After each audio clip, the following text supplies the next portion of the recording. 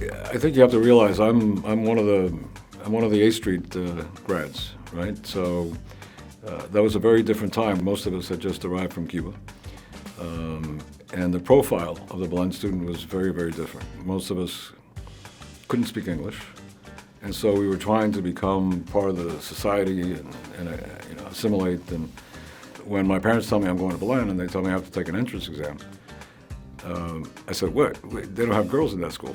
It's like, no, it's an all-boys school. On my first day of school, my dad took me, and he actually runs into this man who is famous in Belen history, Mariano de Mola, and they say hello to each other very affectionately, and I'm like, Dad, you know him? And he's like, yeah.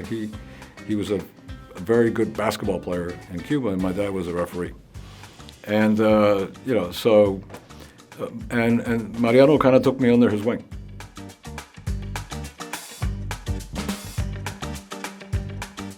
The school couldn't afford a football program, so we were out selling chocolates, world's finest chocolates, right? And we raised enough money after a few years of that. The equipment was kind of interesting because they got some hand-me-downs, I guess, since we were the Wolverines from Michigan University.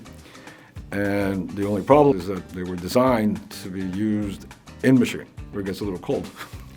So there we were playing football in 95-degree weather with these wool uniforms, which made it even tougher than it already was. Most of us had never played football, at least not organized football. We had played sandlot and stuff, but never organized and didn't have that experience. All we knew how to do is hit.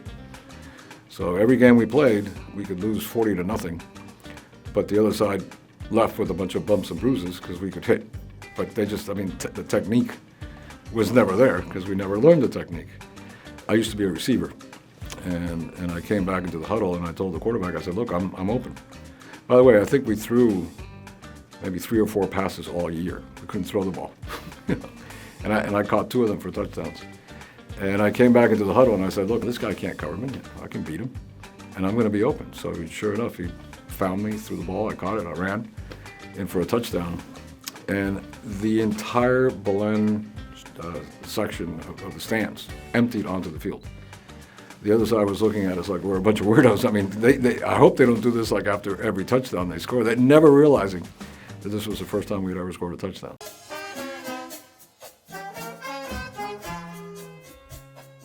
When I look back, I want to come to the conclusion that I hurt no one and helped everyone.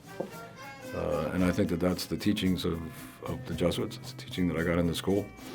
And it's not really the institutional practice of the religion per se, but the actual practice of what that religion taught me. And so, whether I go to church every Sunday or not is not as important to me as whether I behave like a true Catholic, a true Christian, and I'm always motivated by those, sort of guiding principles of being there for other people, and that's what I walked away with.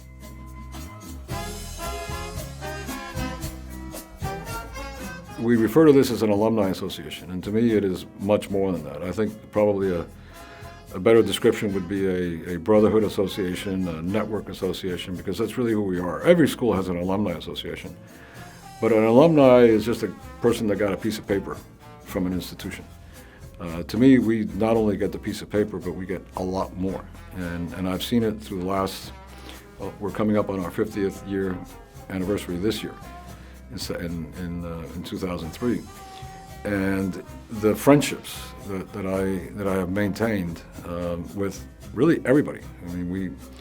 We have a WhatsApp page that we started during COVID to keep in touch with everybody, and we've had reunions regularly.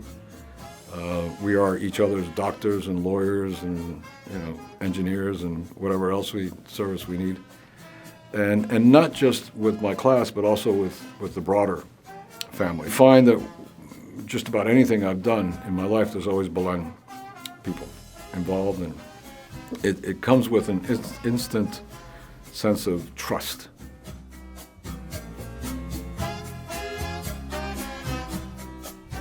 All of us are children of God.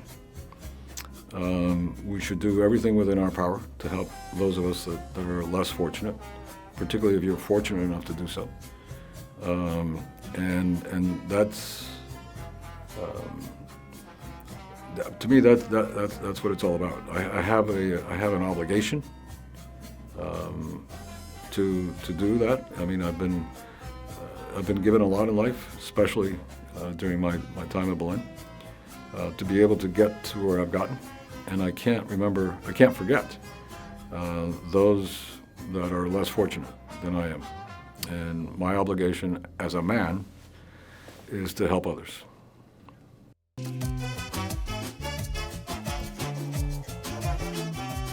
Consider yourself very fortunate and very unique that you've had the opportunity to get the entire package of what Belen means to you, from the education itself to the athletics to the friendships and the bonds. And don't forget that that's always there for you. I mean, it's obvious your choice whether you want to accept it or not.